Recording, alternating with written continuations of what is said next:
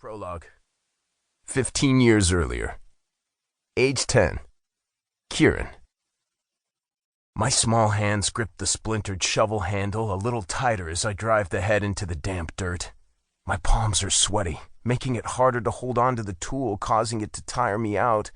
A grunt presses from my chest as I try to shake the soil loose and toss the crumbles up onto the ground, which is now well above my head.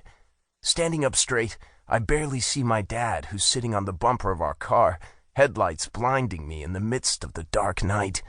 My eyes shift to the bloody sheets wrapped around what looks like a body lying on the ground next to the grave I'm digging. "Who is this guy anyway?" I ask out of breath. I'm not afraid or scared of what's happening. I know if this guy is dead, it's because he's a bad guy. I know this guy being dead, he brought it on himself. My father always says, "I only hurt those that karma missed. Respect is earned, and so is the calling of the reaper." Besides, fear isn't a part of the life I'm built to lead.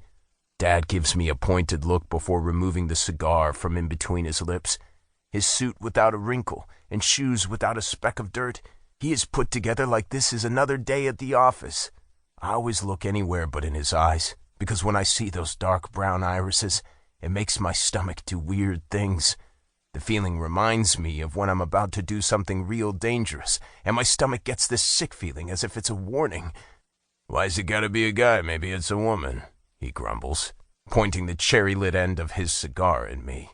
"Just keep digging, yeah?" Shaking my head, I wipe my forehead of the sweat dripping in my eyes, only to end up smudging dirt across my face. I huff and keep scraping the hard earth free of its dirt, but my eyes keep drifting to the body. It doesn't look like it has boobs like a woman would. It has to be a man. I don't dare ask a second time. If my father felt like sharing, he would have. No, I know enough to know it's time to keep my head down and do the task at hand. A foot steps onto the body, rolling it out of my sight. Catching me staring at the dead person, my father yells, "I said keep digging!" I do as I'm told, but I can't help but notice him. I see my brother sitting in the passenger seat, hunched over, puke caking the front of his new shirt Mom just bought. His dark hair is matted down with sweat, and his face is pale. I want to climb out of the hole and check on him, but that would really piss our pops off. Dad had him down here helping me, but Romeo couldn't handle the smell or the sight of blood and puked all over himself. Dad ripped him away from me and shoved him toward the car, cursing at him in Italian. The smell or sight of the body doesn't bother me. I don't know why it doesn't. It just doesn't. I'm more curious than anything. The questions swirl in my mind rather than fear about the lifeless body in front of me. I want to know who it is. I want to pull back the sheet and see if he was shot or beat to death. Is he all bloody? In my mind, I run over the many things he could have done wrong to earn his death. That's the difference between me and Romeo.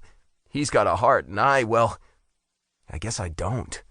He'll see a bird fall from a nest in Central Park and take it home to nurse it back to health. I'd be more intrigued if I could climb the tree the bird fell out of, leaving the bird to fend for itself.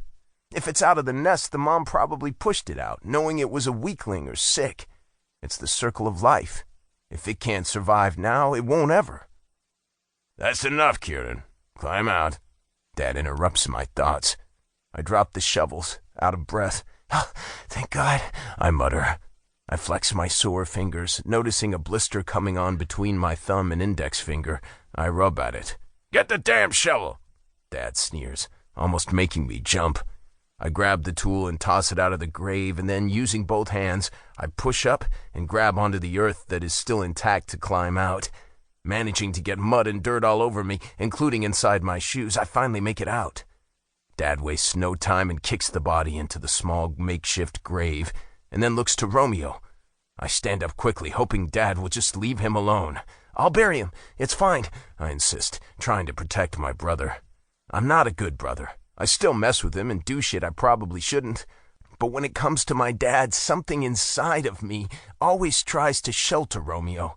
I don't know what it is. Maybe it's because I see that Romeo isn't cut out for the type of life Dad wants him to lead. I can't explain it. I feel sorry for my brother. My instincts scream to step in for him with our father time and time again, so that's what I do.